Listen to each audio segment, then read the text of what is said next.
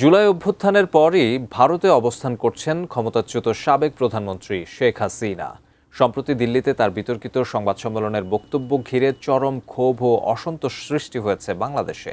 এই সংবেদনশীল পরিস্থিতিতে প্রধানমন্ত্রী তারেক রহমানের আসন্ন ভারত সফর নিয়ে ভিন্ন ভিন্ন প্রতিবেদন প্রকাশ করেছে ভারতের প্রভাবশালী সংবাদ মাধ্যমগুলো। এমন অবস্থায় তারেক রহমানের ভারত সফর নিয়ে নতুন বার্তা দিয়েছে মোদি সরকার। বিস্তারিত জানাচ্ছেন শেখ ফরিদ।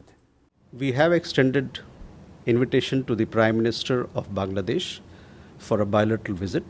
আগামী সপ্তাহে ভারত সফরে আসছেন প্রধানমন্ত্রী তারেক রহমান। ভারতীয় বিভিন্ন গণমাধ্যমে প্রকাশিত এমন খবরের সত্যতার বিষয়ে কথা বলেছে মোদি সরকার। 14 আগস্ট ভারতের পররাষ্ট্র মন্ত্রণালয়ের নিয়মিত সংবাদ সম্মেলনে সাংবাদিকের এক প্রশ্নের জবাবে এমন তথ্য জানিয়েছেন মুখপাত্র রণধীর জয়সওয়াল। তারেক রহমানের ভারত সফর নিয়ে রণধীর জয়সওয়াল জানিয়েছেন, বাংলাদেশের প্রধানমন্ত্রীকে দ্বিপক্ষীয় সফরের আমন্ত্রণ জানিয়েছে ভারত সরকার। পাশাপাশি ব্রিক্স শীর্ষ সম্মেলনের আউটরিচ সেশনে যোগ দেওয়ার জন্য আমন্ত্রণ জানানো হয়েছে। এসব আমন্ত্রণ এরই মধ্যে পাঠানো হয়েছে। এই বিষয়ে নতুন কোনো অগ্রগতি হলে তা জানানো হবে। We have extended invitation to the Prime Minister of Bangladesh for a bilateral visit. We've also extended an invitation to the Prime Minister of Bangladesh for a visit to India for the outreach session of the BRICS summit. So these invitations have been extended, and I shall keep you updated if there is any progress in this regard.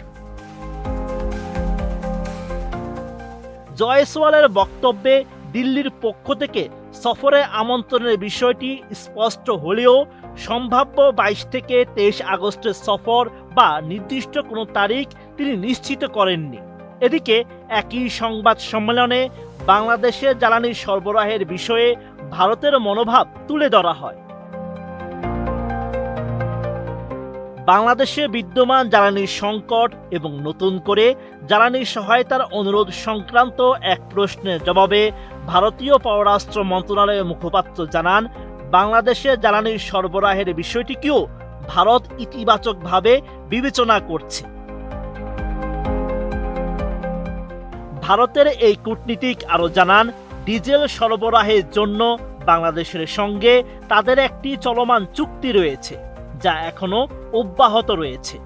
আর অতিরিক্ত সরবরাহের যে অনুরোধের কথা বলা হয়েছে সেটি ভারতের অভ্যন্তরীণ চাহিদা, নিজেদের শোধন ক্ষমতা এবং দেশে ডিজেলের সার্বিক প্রাপ্যতার বিষয়টি বিবেচনায় রেখে পর্যালোচনা করা হবে।